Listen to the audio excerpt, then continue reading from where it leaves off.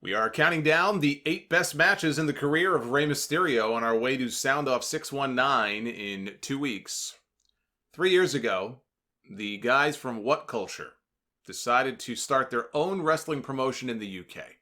Not surprisingly, the name of the company was What Culture Pro Wrestling, or WCPW. And they clearly had a lot of money behind it. The parent company, What Culture overall, not just What Culture Wrestling, had a lot of money. They had a big budget. They were bringing in some of the biggest names that you could possibly get to come in for their shows. Jim Ross, Jim Cornette, Eric Bischoff, Kurt Angle, Alberto El Patron, Drew Galloway, and Rey Mysterio. Then the core wrestling guys from the What Culture team left to start the Cultaholic website after they had some creative differences with their managers at What Culture. A lot of stories at the time came out about some bad apples who worked there, so they left. They said, you know what, we're going to branch out and do our own thing. And right before Cultaholic went live, that's when the whole Adam Blampied situation happened, and Adam pulled out because of that whole controversy, but that's a whole other story. When this happened, when the What Culture guys left What Culture to start Cultaholic, WCPW was rebranded as Defiant Wrestling, and they brought in Stu Bennett, the former Wade Barrett, to be their new general manager. Blampied had been the GM. Now he was totally gone. They need a new GM, so they brought in Wade Barrett. Well, just last month, as I'm recording this, in August of 2019, Defiant Wrestling closed down. The promotion is no more. They just closed down. But one very cool thing that they did back during the WCPW days was they hosted the Pro Wrestling World Cup tournament. They invited talent from all over the world to represent their respective home countries. So, for example, we had Drew Galloway representing Scotland. We had Pentagon and Phoenix, each representing Mexico. James Storm was in there, I guess, representing Redneck USA. Kushida, who just made his 205 Live debut this week, represented Japan and went on to win the entire thing. But Rey Mysterio was also part of this tournament representing Mexico, even though he was born in California, but we'll forget that. They had a qualifying round. Rey beat Alberto El Patron. He beat his old rival, Juventud Guerrera, to advance to the round of 16.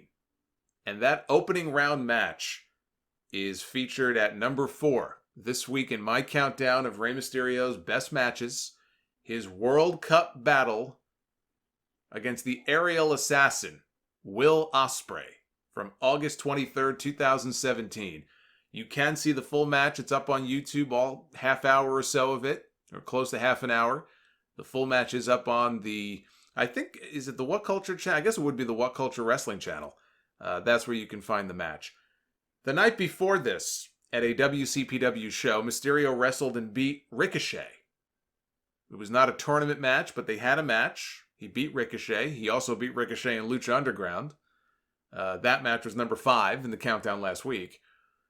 So back-to-back nights, Rey wrestled Ricochet and he wrestled Will Ospreay. So just to show you, WCPW was cranking out some big matches back then. Like the match with Prince Puma, Rey looked a lot more like the Rey of old here than he had in a very long time. He was a lot faster and just hitting all of his spots, and he looked good. He looked real good in this match. And one of the stories of the match was Mysterio trying unsuccessfully the first 2 times to hit the 619. Then Will Ospreay even tried a 619 himself, but he also missed it. Eventually, Rey finally connected with it, but he hit the midsection. And then Ospreay comes right back with a kick to the head. Both guys are down. Later on, Rey hits the proper 619 right to the face. He comes down for the springboard splash, but Ospreay gets the knees up. He cradles Rey. Great near fall.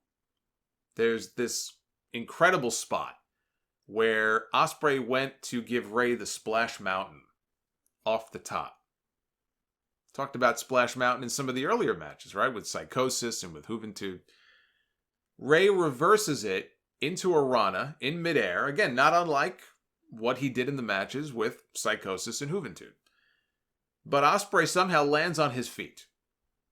Ospreay picks up the win with the Os Cutter, a rare loss for Rey Mysterio. at least outside of WWE. In WWE, he feels like he loses more than he wins. But back then, working independent dates and in Mexico and everything, I don't think he lost very often. So a rare loss for Rey Mysterio, and a match that, despite there were a couple of hiccups in there, and if you watch the match, the biggest one happens in the corner. They're up top. You'll know what it is when you see it. There were a couple of hiccups.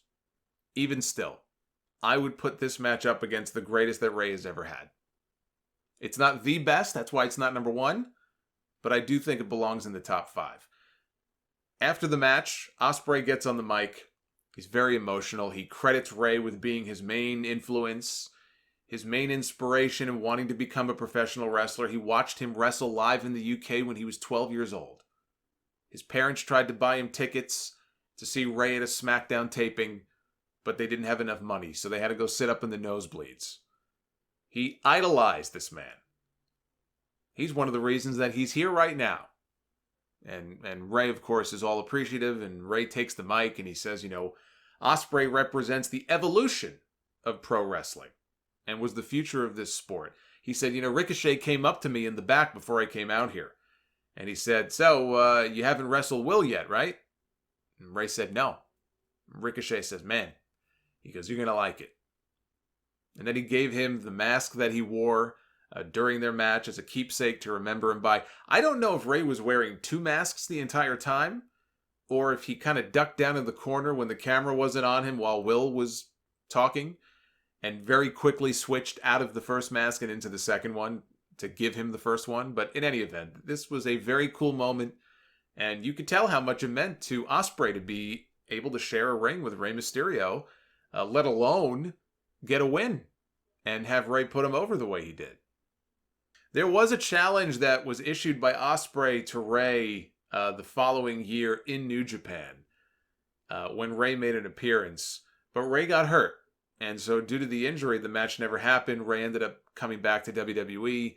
And as Rey gets older, and injuries do finally start to catch up with him, and you got Will Ospreay, who recently moved from the UK to Japan to go make New Japan his home going forward. He's not going anywhere anytime soon. So between those two things, it's very unlikely that we're ever going to get to see that match again.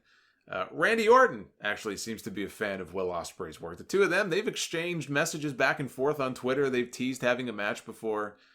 I think Orton maybe joked about WWE letting him go to Japan to have... that would be great. WWE gave him permission to go have a match in New Japan with Ospreay. You know what? Competition breeds strange bedfellows. I would not have said this a year ago, but when I think about it now, could there one day be a working relationship between New Japan and WWE? I will not close the door on that possibility now.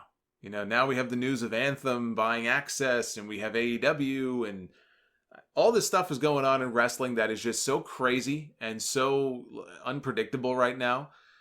I will say that it is not out of the realm of possibility at all. It is not much of a stretch to think that at some point in the not too distant future, there could be a dialogue open between the two companies. Maybe one day we'll get the chance to see Orton against Ospreay at Korakuen Hall or Sumo Hall or something. I wouldn't hold my breath on it, but stranger things have happened. The year that we've had in wrestling, believe me, stranger things have happened.